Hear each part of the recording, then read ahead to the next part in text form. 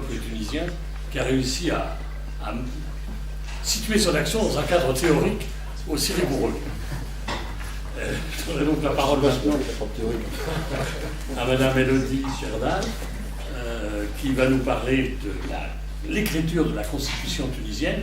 Alors je précise au passage que les organisateurs, autrement dit Monsieur Patrick Charlot, ont suggéré de reporter les débats en fin d'après-midi.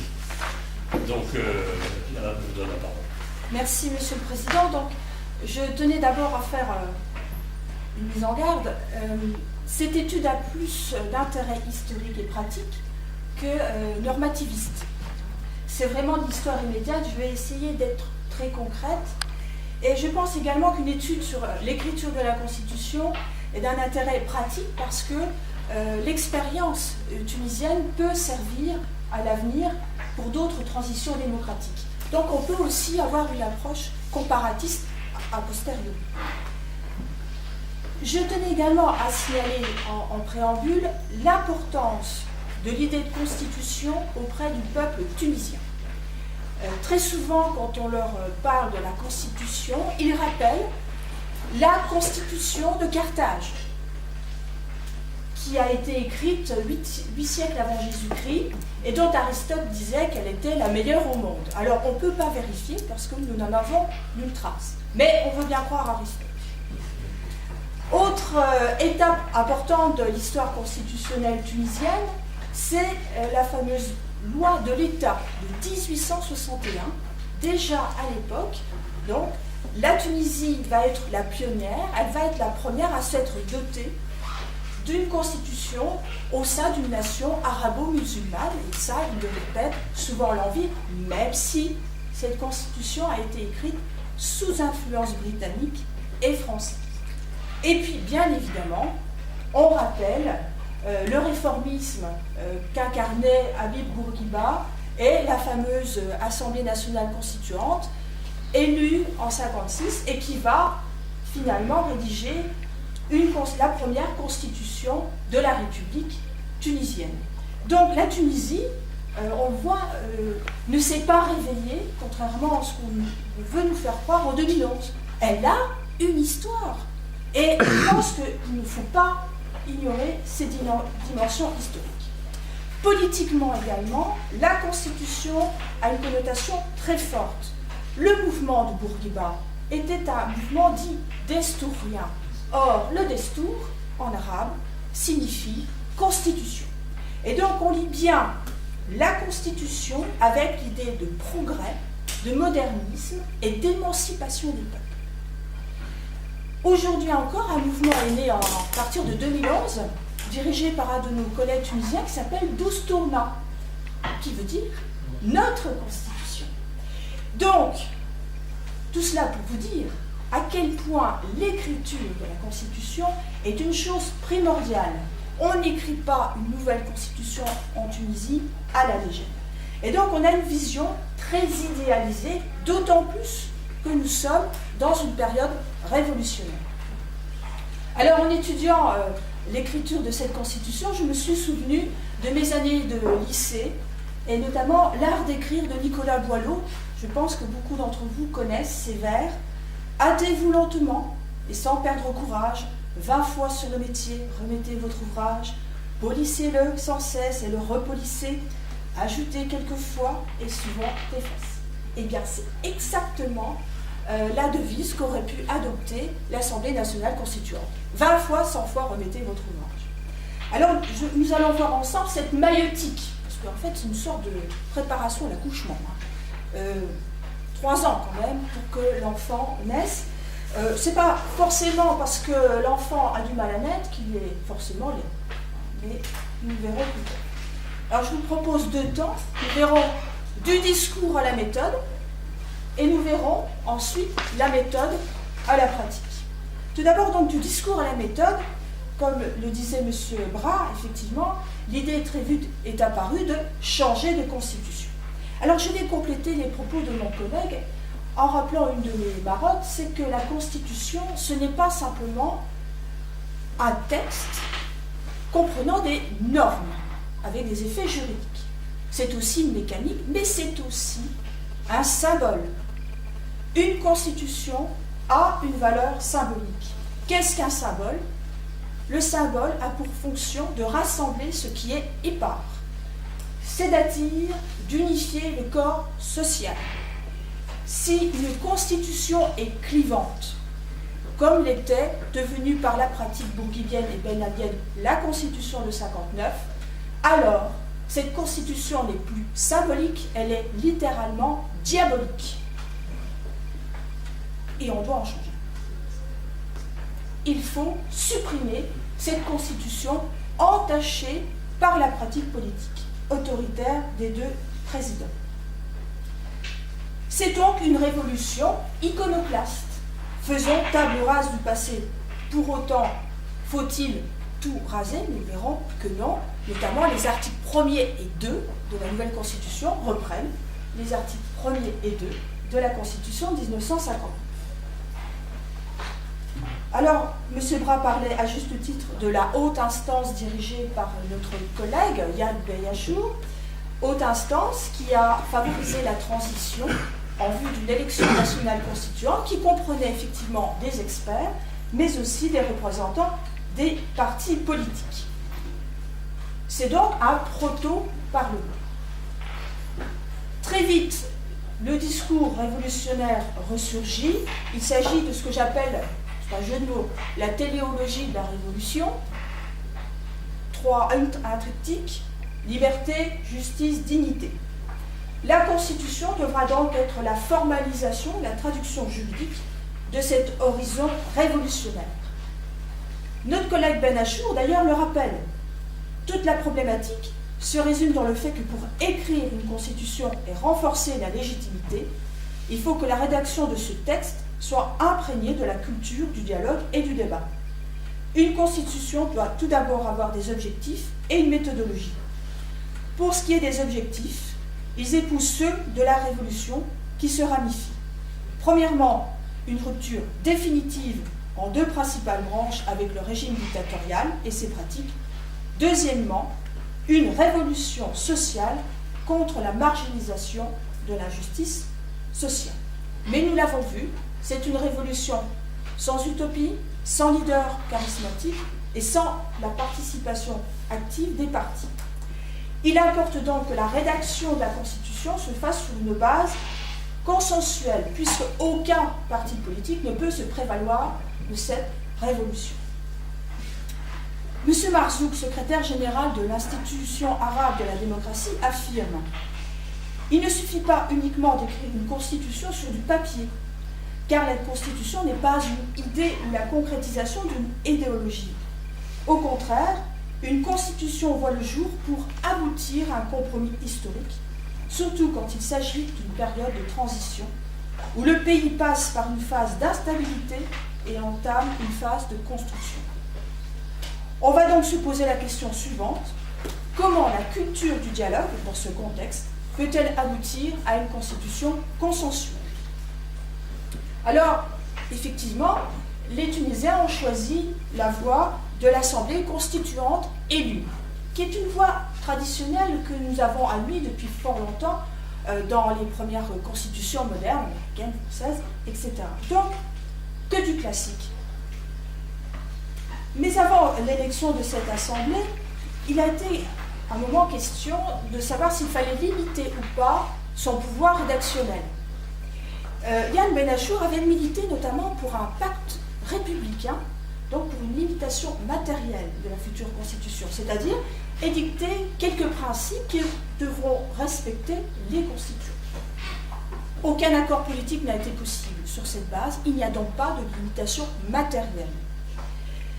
On avait également envisagé une limitation temporelle du mandat de la constituante. Un accord, d'ailleurs, avait été signé en septembre 2011, ce principe sur lequel le mandat de l'Assemblée constituante serait limité à 1 an. Mais nous verrons que cela n'a pas été respecté. Et puis enfin, il a fallu trancher quel va être le mode de scrutin. Alors là aussi, il faut être logique. On recherche l'écriture consensuelle d'une constitution. Il faut donc éviter qu'un parti politique ne devienne hégémonique. parce que ce serait prendre le risque de voir ce parti, État, un nouvel RCD, écrire à sa main une constitution. Donc il faut émietter le corps électoral, et c'est ainsi que le mode de scrutin était le scrutin proportionnel au plus fort reste. De fait, cette technique, cette manœuvre a réussi, puisque Enarda n'a pu obtenir, entre guillemets, que 40% des sièges. Cette assemblée est donc élue le 23 octobre, et très vite, elle va s'atteler à la tâche.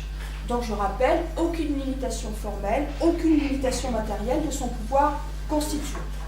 Elle est donc totalement libre d'adopter une loi organisant provisoirement les pouvoirs publics, ce qu'on appelle, je n'aime pas ce mot, mais la petite constitution. Et en même temps, quelques semaines plus tard, elle va enfin rédiger son propre règlement intérieur.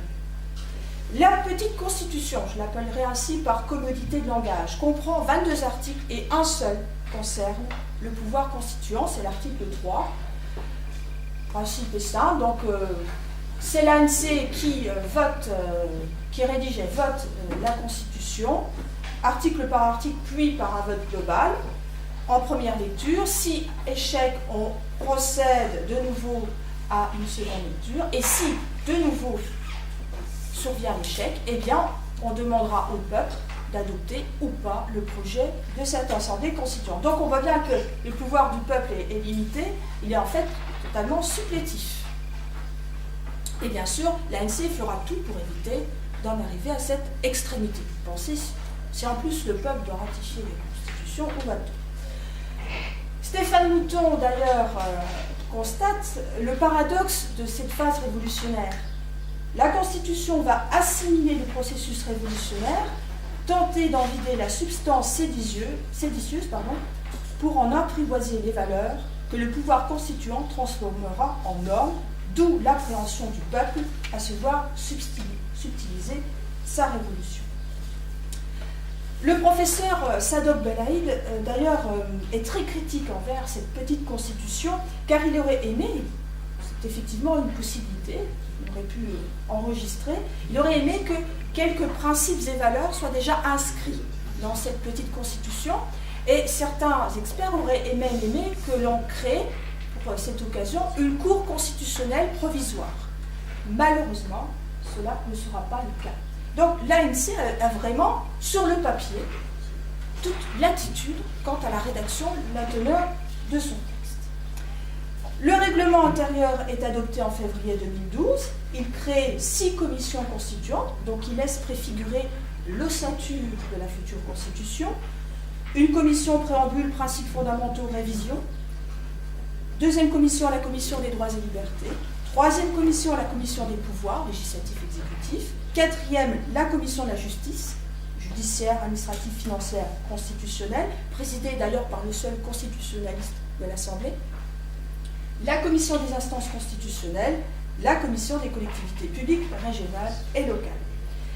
Ces différentes commissions constituantes sont fondées sur la représentation proportionnelle, donc fondées sur une base partisane. Évidemment, Enarda est donc très bien représentée dans chacune d'entre elles, elle en dirige même 3.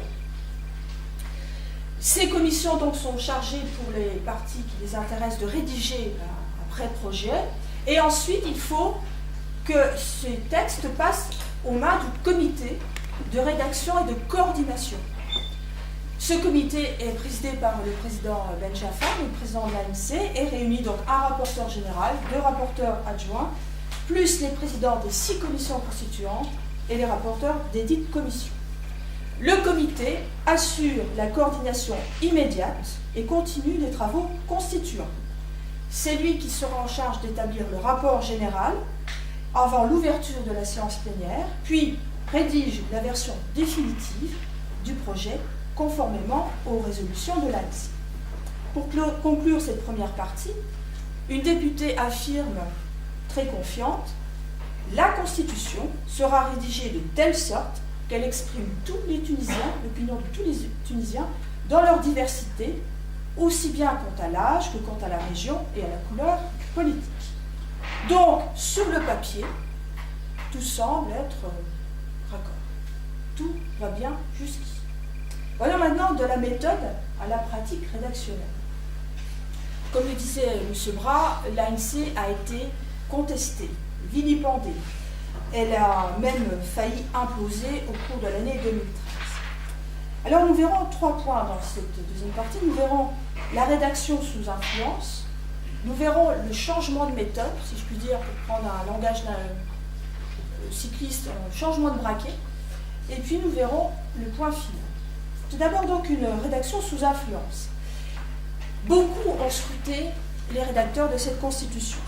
Vous avez ainsi une influence internationale, une vigilance citoyenne et bien sûr l'intervention sollicitée des experts. Alors tout d'abord une rédaction sous influence internationale. Évidemment, la Tunisie connaît enfin sa révolution et c'est un nouvel Eldorado pour tous les experts patentés de France de Navarre et d'ailleurs. Donc après la transition démocratique des Péco, alléluia, une nouvelle ère du constitutionnalisme s'ouvre, nous sommes au 3e millénaire et la Tunisie va être le fer de lance de cette révolution juridique. Alors c'est vrai qu'après le fiasco de l'Afghanistan et de l'Irak, il fallait quand même qu'on trouve aussi, nous autres juristes, quelques justifications. Donc bien sûr, il y a dans l'esprit ambiant un certain messianisme. Notamment les Américains sont passés maîtres.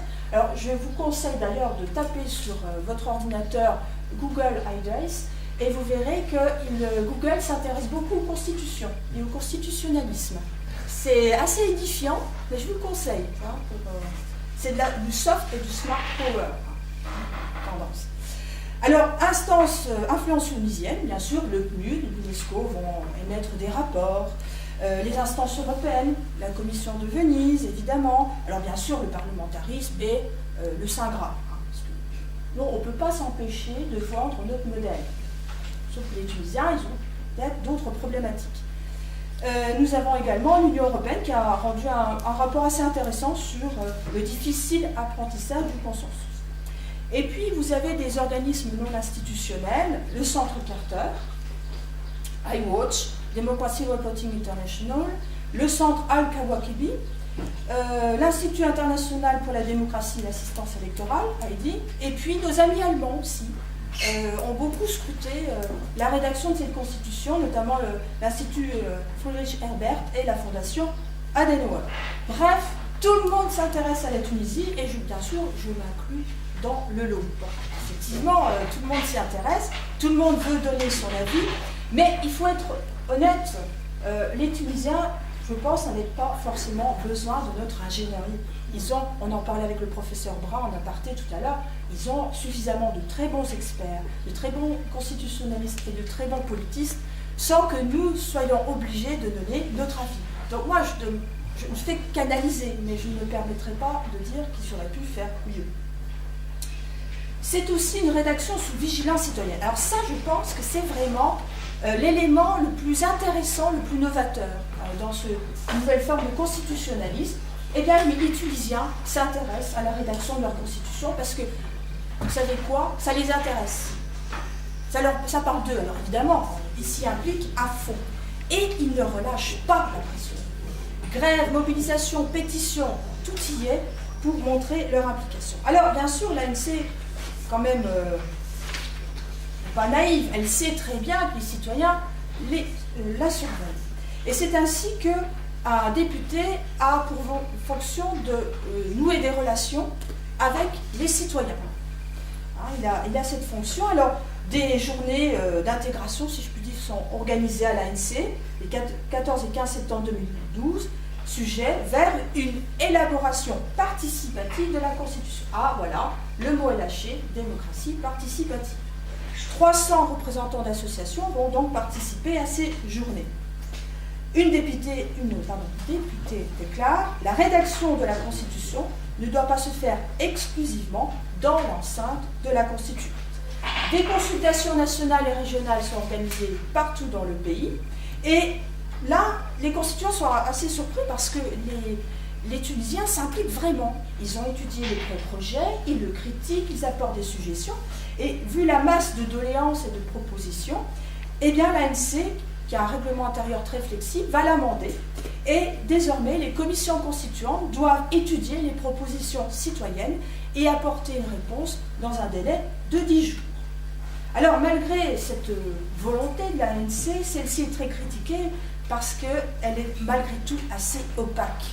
On ne peut pas dire que la transparence soit vraiment son maître mot.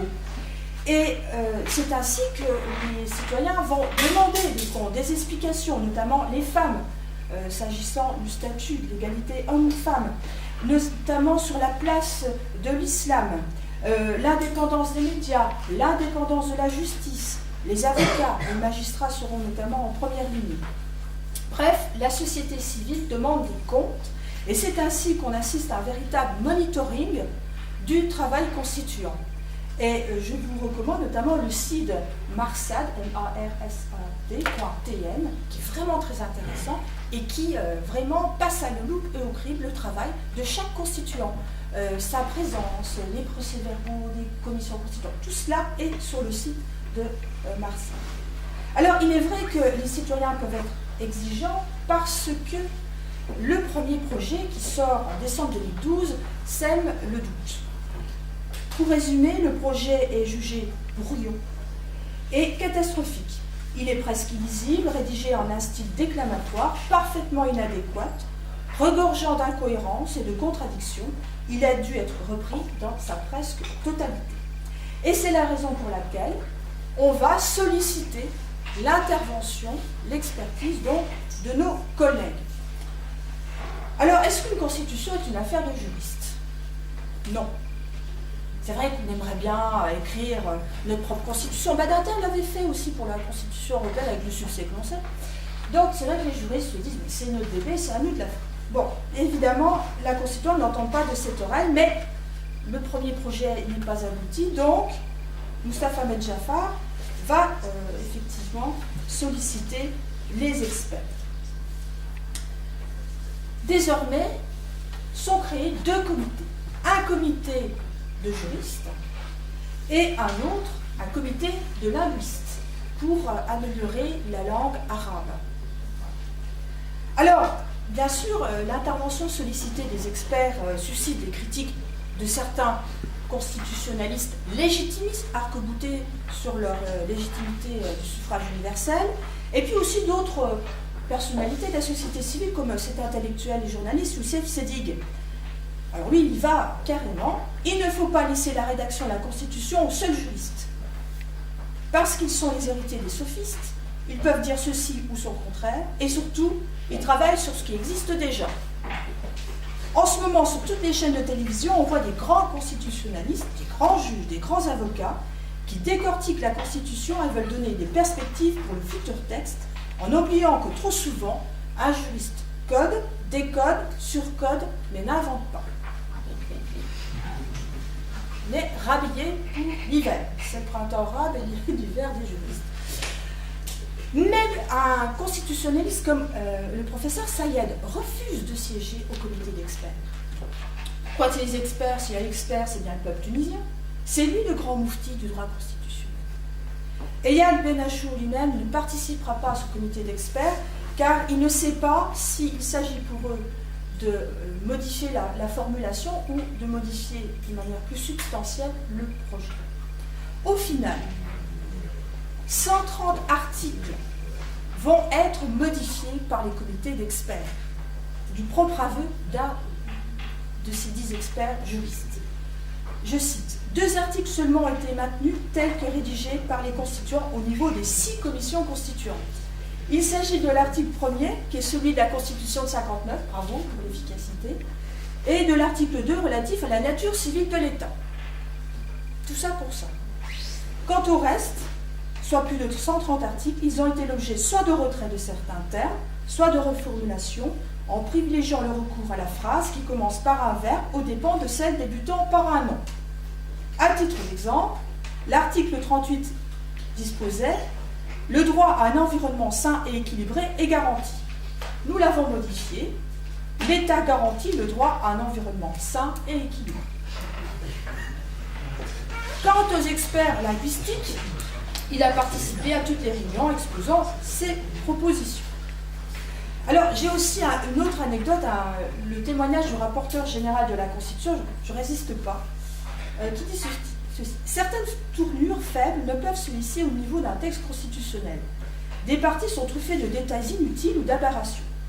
Par exemple, ça c'est drôle, si nous sommes en guerre et que le président de la République fait un communiqué, il doit préciser le nombre des forces qui sont au front et leur position. C'est la fine stratégie. Nous avons éliminé les doublons et replacé certains articles dans leur emplacement originel. En plus, au sein du comité, nous ne faisons pas un travail de compilation des rapports des différentes commissions, mais une œuvre d'harmonisation. Il faut que le texte soit un tout harmonieux. Il faut qu'il soit condensé et produise du sens. Alors, le texte, tel que modifié par les comités d'experts et par le comité de coordination de rédaction, ce texte va susciter énormément de critiques au sein de l'ANC et il faudra donc changer de méthode, changer de progrès, parce qu'entre-temps aussi survient cette crise politique, le deuxième assassinat politique de Mohamed Brahmi, c'est-à-dire qu'un constituant a été assassiné. Ce n'est quand même pas de l'ordre de l'anecdote. Les opposants de la Troïka au gouvernement décident de boycotter les travaux de la Constituante. Bref, Ben Gaffar décide de suspendre les travaux. Mais auparavant, il crée ex nihilo un comité des compromis, qu'on appelle aussi le comité de consensus, qui réunit donc 23 députés, dont lui-même, le président, sur une représentation politique, afin de trancher les points les plus litigieux. Donc, le 18 juillet, il dresse une liste des points litigieux qui seront tranchés par l'Assemblée plénière. Le dialogue national se renoue, le quartet intervient, comme en parlait M. Bras, et une feuille de route est donc rédigée le 17 septembre, et le 5 octobre, elle est signée par les principaux partis politiques. On décide d'accélérer le processus rédactionnel parce que cela n'a que trop tardé, et donc on modifie de nouveau le règlement intérieur, ce qui va susciter encore une fois une crise, et notamment l'article 93 nouveau est jugé intolérable puisque le rapporteur général peut requérir l'Assemblée afin qu'elle ouvre le débat sur un article déjà approuvé si de nouveaux éléments pertinents apparaissent avant la clôture des délibérations du projet de constitution. Alors c'est une aberration parce que normalement on devait amender le règlement intérieur pour accélérer le processus. Mais en adoptant une telle disposition, au contraire, on ne fait que retarder. Alors, vous avez une scission, si je puis dire, au sein de l'ANC entre les tenants, les légitimistes, ceux qui pensent qu'ils doivent être tout-puissants, et puis les consensualistes, qui sont plutôt des membres de l'opposition, qui, eux, pensent qu'il faut que l'ANC remette sa bêtise. Un député souligne enfin: personne ne peut mettre en doute la légitimité de l'ANC, mais cette légitimité est renforcée par la légitimité consensuelle. Les participants au dialogue national n'ont pas l'intention de se substituer à la Constituante. Leur objectif est de parvenir à une solution consensuelle qui évitera au pays de tomber dans l'inconnu ou de sombrer dans l'anarchie. Donc on voit bien qu'au final, on souhaite une écriture multilatérale. Voyons maintenant le point final dans les temps. Voilà, très rapidement. Quelques remarques en me fondant sur Victor Hugo. Victor Hugo disait que la forme, c'est le fond qui remonte à la surface. Alors effectivement, on peut constater la présence de deux articles super constitutionnels, c'est-à-dire qu'on ne peut pas réviser. C'est les articles 1er et 2, ceux de la Constitution de 59, plus ou moins. Autre remarque qui est intéressante, c'est la structure de la Constitution. Je vais être très bref. Là, je crois que c'est quand même un cas assez unique. Le chapitre consacré au pouvoir législatif précède celui consacré au pouvoir exécutif, ce qui laisserait peut-être supposer une préséance de ce pouvoir législatif sur le pouvoir exécutif. C'est une supposition, nous verrons si à l'avenir c'est le cas. Mais le fait est que normalement les élections législatives devraient avoir lieu avant les élections présidentielles. Mais on va voir, parce que le feuilleton n'est pas encore achevé. Justement, cette constitution paraît inachevée. Les dispositions transitoires sont très très incomplètes. Quid des dates des élections. Faut-il des élections législatives qui précèdent la présidentielle ou pas? Ça n'a pas été réglé, c'est en train de se régler. Puis également de l'interprétation de la Constitution. Alors là, c'est assez étonnant. Les dispositions doivent être interprétées, je cite, comme un tout harmonieux. Or, quand on regarde certains articles, on ne peut pas dire qu'ils soient forcément très harmonieux.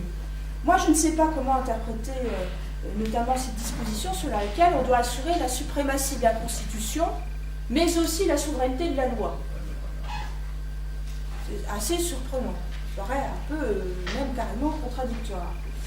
Que penser également de ces articles qui s'entrechoquent, qui garantissent d'une part la liberté de conscience, mais qui considèrent également que l'État est là pour veiller et protéger le sacré. Que dire également du fait que tout candidat à la présidentielle doit être de confession musulmane? Est-ce que ce n'est pas une atteinte à la liberté de conscience? Donc il y a des ambiguïtés, des omissions et des contradictions que devront en tout cas régler les futurs membres de la Cour constitutionnelle. Enfin, écrire une constitution, c'est aussi la lire. Sachez que cette constitution, la version officielle est en langue arabe, mais que tous les Tunisiens ne pratiquent pas couramment l'arabe traditionnel, enfin littéraire, et c'est la raison pour laquelle elle a été traduite dans les différents dialectes, et qu'actuellement, enfin depuis avril, des constituants expliquent, dans une démarche, on va dire, démopédique, les tenants et aboutissants de la Constitution. Voilà, je vous remercie. Merci.